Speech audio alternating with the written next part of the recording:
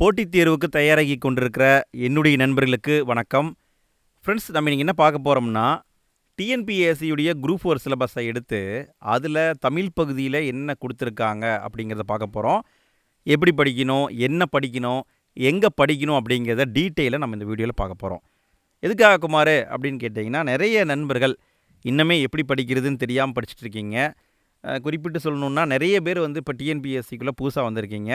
ஆனால் என்ன பிரச்சனைனா, எங்கே படிக்கணும், எப்படி படிக்கணும், எதை வச்சு படிக்கணும்னு யாருக்குமே தெரியாது.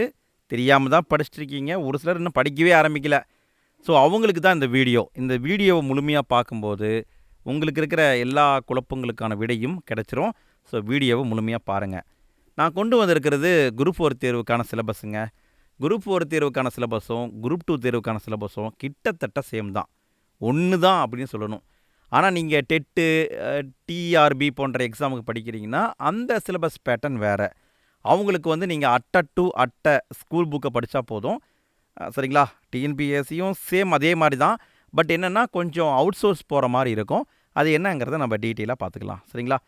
சரி, தமிழ் பகுதியை பொறுத்த வரைக்கும் டிஎன்பிஎஸ்சியில் மொத்தம் 100 கேள்வியை கேட்பாங்க. எல்லாருக்கும் தெரிஞ்ச விஷயந்தான். இதில் என்ன கொடுத்துருக்காங்கன்னு பாருங்களேன்.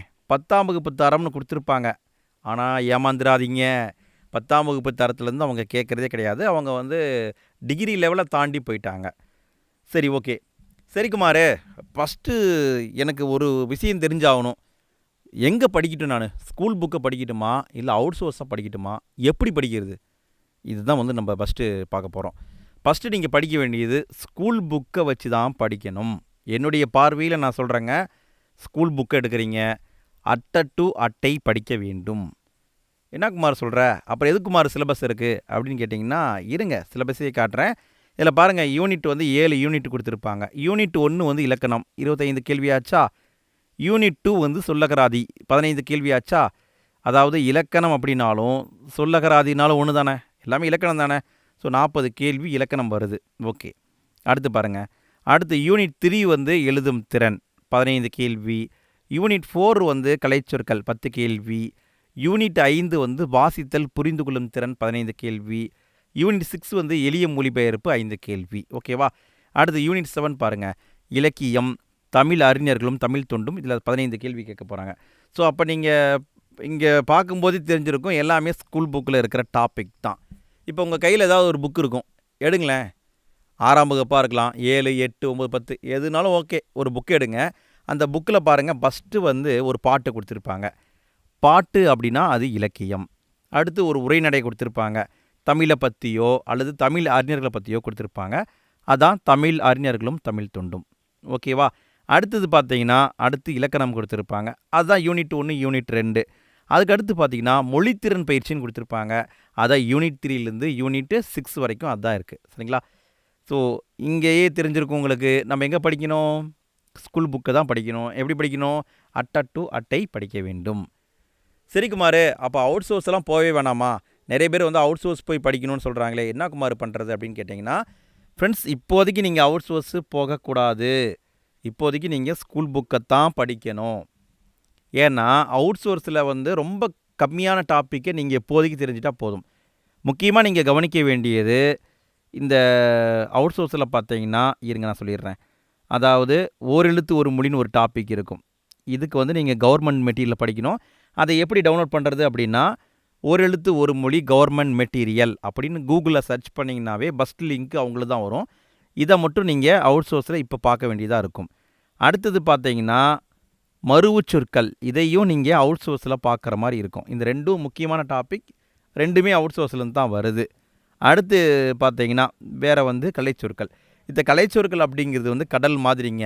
இதில் நிறைய இருக்குங்க. நிறைய பேர் சொல்லுவாங்க, இந்த புக்கை பாருங்கள் 1000 பக்கம் இருக்குது, இதை படித்தா நம்ம ஈஸியாக பாஸ் பண்ணிக்கலாம் அப்படின்னு சொல்லுவாங்க. 500 பக்கம் இருக்குன்னெலாம் சொல்லுவாங்க. அதெல்லாம் இப்போதைக்கு நமக்கு தேவை கிடையாது.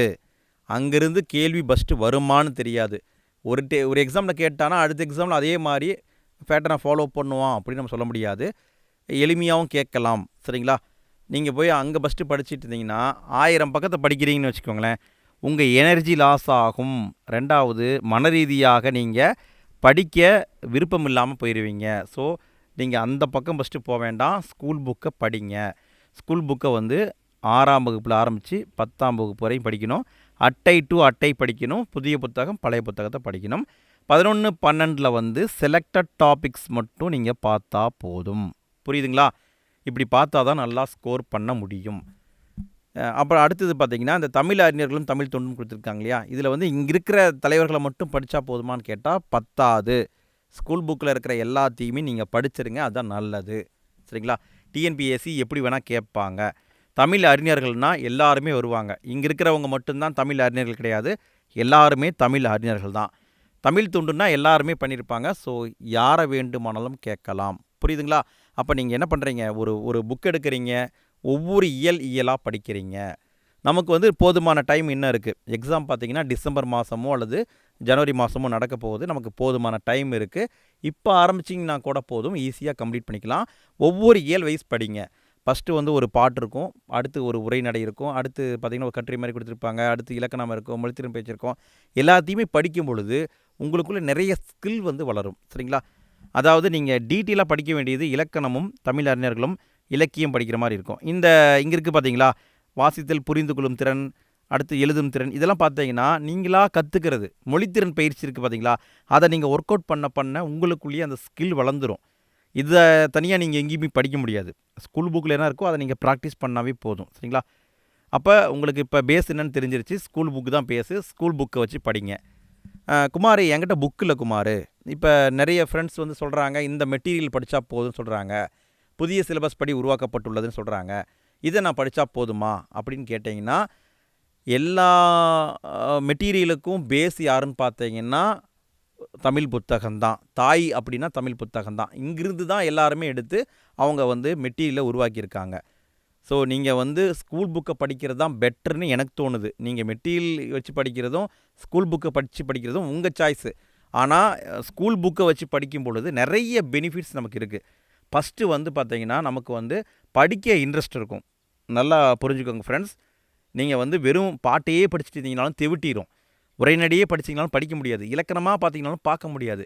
ஸோ நம்ம வாழ்க்கையில் எப்படி இன்பம் துன்பம் வருதோ அதே மாதிரி ஃபஸ்ட்டு ஒரு பாட்டு, அப்புறம் உரைநடை, அப்புறம் இலக்கணம், அப்புறம் மொழித்திறன் பயிற்சி. இப்படி படிக்கும்போது நமக்கு அந்த பேலன்ஸ் இருக்கும். சரிங்களா? பேலன்ஸாக நம்ம படிப்போம். சில இடங்களில் கஷ்டப்படுவோம், சில இடங்களில் வந்து எளிமையாக இருக்கும். ஸோ படிக்க நமக்கு எளிமையாக இருக்கும். ஸோ நீங்கள் வந்து புக்கை வச்சு படிக்கிறது தான் எனக்கு தோணுது. புக்கு வாங்கி படிங்க. சரிங்களா? சரி குமார், என்கிட்ட புக்கு இல்லை, ஆனால் என்கிட்ட வந்து டேபோ கம்ப்யூட்டரோ இருக்குது, நான் அப்படி படிக்கலாமான்னு கேட்டிங்கன்னா, அப்படி படிச்சிங்கனாலும் கண் வலிக்கும், உடல்நல பாதிப்பும் வரும், படிக்கவும் இன்ட்ரெஸ்ட் இருக்காது, இரிட்டேட்டிங் ஆகும். ஸோ நீங்கள் இப்போ காசு செலவு பண்ணுறதை பற்றி யோசிக்காதீங்க. புத்தகம் வாங்கிக்கோங்க, புத்தகத்தை அட்டை டு அட்டை படிங்க. புரியுதுங்களா? நீங்கள் ஒவ்வொரு நாளைக்கும் ஒவ்வொரு இயல் வயசு நீங்கள் எடுத்து டக்குன்னு படிச்சுட்டு வந்தீங்கன்னா ஈஸியாக சிலபஸை கம்ப்ளீட் பண்ணிக்கலாம். பண்ணிவிட்டு அப்புறம் அவுட் சோர்ஸ் என்ன பண்ணணுமோ அதை அப்புறம் நீங்கள் பார்த்தீங்கன்னா போதும். குமார், நான் வந்து புக்கை முடிச்சிட்டேன் குமார், எனக்கு எந்த குழப்பமும் கிடையாது, நான் அடுத்து அவுட் சோர்ஸ் தான் பார்க்க போகிறேன்னா அப்போ நீங்கள் பார்க்கலாம். புரியுதுங்களா? இப்போயே நீங்கள் அவுட் சோர்ஸ் போய் பார்த்தீங்கன்னா தேவையில்லாமல் பிரச்சனைகள் தான் உங்களுக்கு ஏற்படும். ஸ்கூல் புக்கை மையப்படுத்தி படியுங்கள். புரியுதுங்களா? இப்போ தெளிவாக உங்களுக்கு புரிஞ்சிருக்கும். ஸ்கூல் புக்கை தான் நீங்கள் படிக்கணும். நெக்ஸ்ட்டு வந்து நீங்கள் கரெக்டாக வந்து ஆர்டராக கண்டினியூவாக படிக்கணும். இதெல்லாம் வந்து இப்போ தெரிஞ்சிருக்கும். சரிங்களா? அப்போ நீங்கள் என்ன பண்ணுறீங்க, நாளைக்கே போய் புக்கு வாங்குறீங்க, டக்குன்னு முக்கி வரி படிக்கிறீங்க, அப்புறம் வந்து எல்லாத்தையுமே ரிவிஷன் பார்க்குறீங்க, அப்புறம் அவுட் சோர்ஸை பற்றி கேட்குறீங்க. நான் சொல்கிறேன். சரிங்களா? ஓகே ஃப்ரெண்ட்ஸ், இந்த வீடியோ உங்களுக்கு பிடிச்சிருக்கும், புரிஞ்சிருக்கும் நான் நம்புகிறேன். வீடியோ பற்றிய ஃபீட்பேக்கை மறக்காமல் கமெண்ட்டில் பதிவு பண்ணுங்கள். நான் சொன்ன கருத்து சரியாக இருக்கா, இல்லை கருத்தில் ஏதாவது முரண்பாடு இருக்கா அப்படிங்கிறத மறக்காமல் பதிவு பண்ணுங்கள். அங்கே நம்ம டிஸ்கஸ் பண்ணலாம். இதே மாதிரி நம்ம ஆல்ரெடி வீடியோ போட்டிருக்கோம். இந்த திருக்குறளுக்கு வந்து வீடியோ போட்டிருக்கோம் ஃப்ரெண்ட்ஸ். திருக்குறளுக்கு வந்து அதிகாரம் வைஸ் வீடியோ போட்டிருக்கோம். அதே மாதிரி வந்து நான் எப்படி படித்தேன் அப்படிங்கிற மெத்தடு, பென்சில் மெத்தடு, இந்த மாதிரி நிறைய மெத்தடை பற்றி வீடியோ போட்டிருக்கேன். அதெல்லாம் நீங்கள் பார்க்கணுன்னா நான் வந்து ஃபஸ்ட்டு கமெண்ட் லிங்க் கொடுக்குறேன், பார்த்துக்கோங்க ஃப்ரெண்ட்ஸ். சரிங்க ஃப்ரெண்ட்ஸ், அடுத்த வீடியோவில் நம்ம மீண்டும் சந்திப்போம். ஓகேவா? அடுத்த வீடியோவில் சந்திக்கலாம். நன்றி.